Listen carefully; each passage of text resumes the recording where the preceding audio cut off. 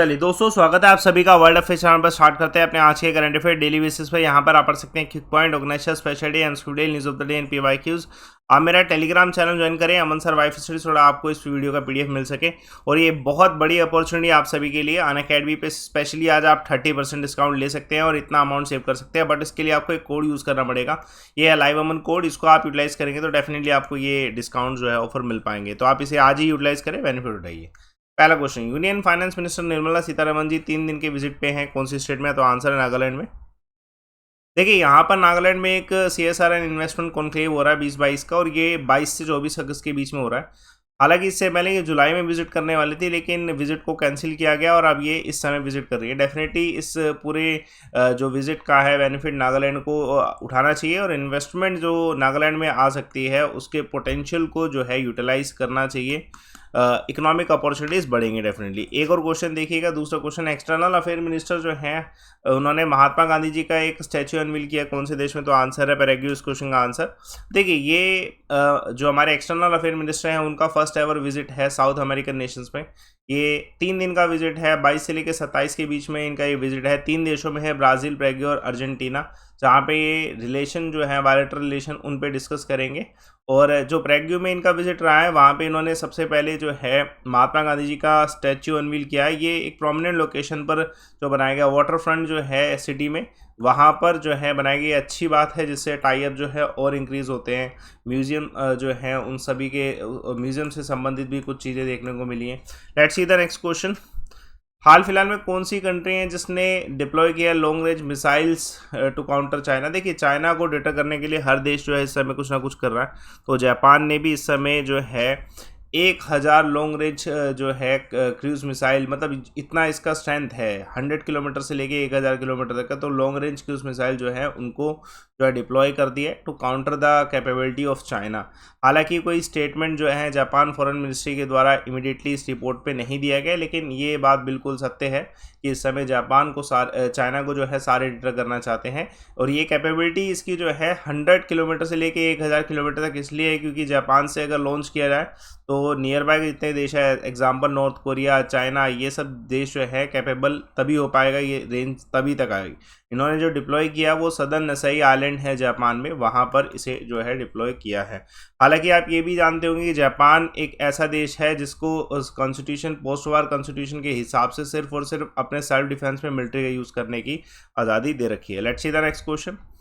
Home minister Amit Shah ji ने हाल फिलहाल में inter state council meeting chair करी, कहाँ पे? तो आंसर इस क्वेश्चन का भोपाल में।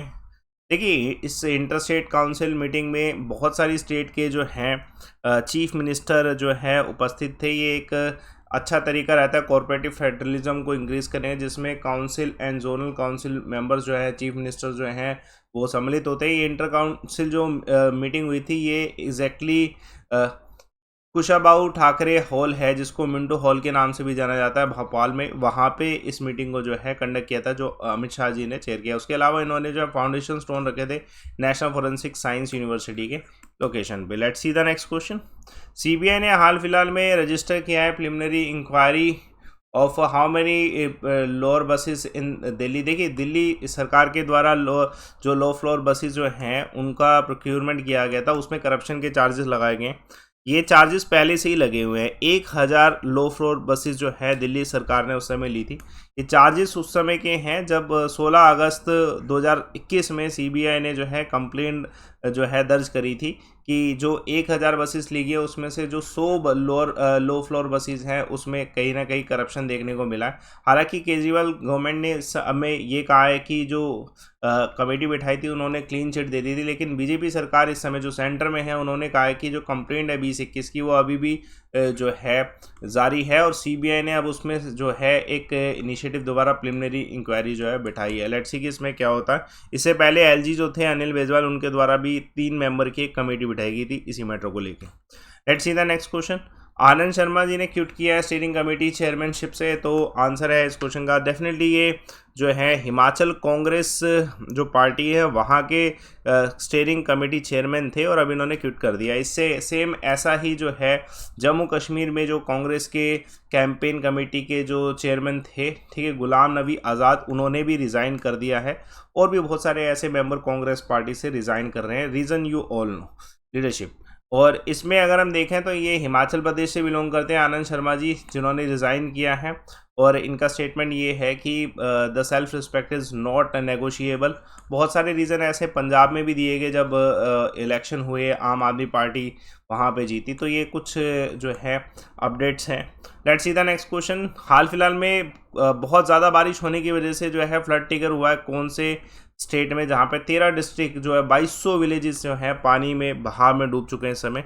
तो उड़ीसा इस क्वेश्चन का आंसर है। लेकिन एग्जांपल लाइक उड़ीसा में बहुत सारी ऐसी रिवर्स है, जैसे सुबर्णरेखा हो गया, बुद्ध बलगाना हो गया और वैतरणी लेक जो हो गए, जो रिवर्स हैं यहाँ पे हैवी रेनफॉल की वजह से पानी आउटफ्लो कर रहा है। और अराउंड 13 ऐसे डिस्ट्रिक्ट हैं जहाँ पर जो है जो बहुत ज़्यादा पानी भर चुका है। लेकिन हाँ, यहाँ पे एक राहत के साथ ये है कि यहाँ पे हीराकुंड डैम जो उड़ीसा महानदी पे बना हुआ है, ये उड़ीसा का लार्जेस्ट रिवर डैम जो है, ये बहुत ज़्यादा हेल्प कर रहा है पानी को डिस्चार्ज करने में, बेनिफिट है। उसके अलावा जो है जो एक special relief commissioner district collector को जो है अनाउंस किया गया है, जो कि जितना भी देख रेख है उसके बारे में वर्क कर रहे हैं। Let's see the next question.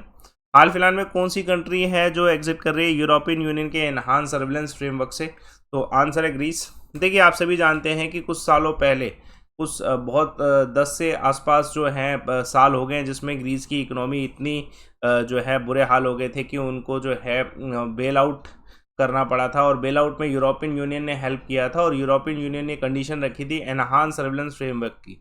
तो अब ये ग्रीस के जो प्राइम मिनिस्टर हैं, ठीक है, इनका कहना है कि अब ग्रीस जो एग्जिट कर सकता है यूरोपियन यूनियन के एनहांस सर्विलेंस फ्रेमवर्क से।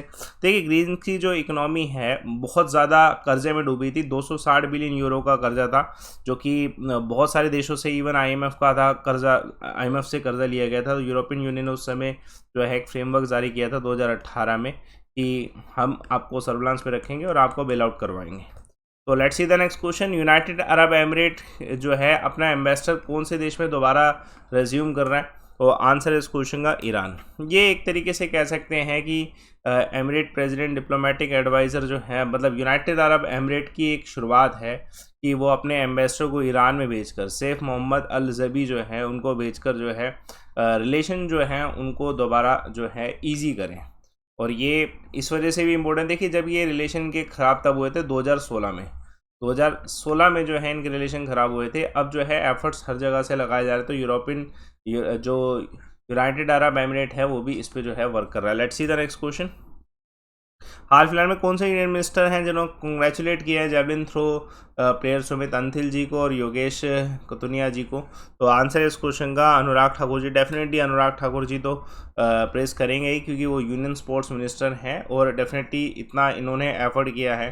पैरा ओलंपिक मेडलिस्ट हैं सुनील अंतिल जी और युकेश कुंदियानिया जी, जिन्होंने एक अच्छा वर्ल्ड रिकॉर्ड कायम किया। और कहाँ पे? अभी Indian open national para athletic championship 2022 की बेंगलोर में हुई, और जिसमें इनका रिकॉर्ड है। सुमित अंतिल जी का जो रिकॉर्ड है उसके बारे में जान लेते हैं। तो योगेश जो हैं, ठीक है, उनके द्वारा रिकॉर्ड बनाया गया पैरा एथलेट कैटेगरी में।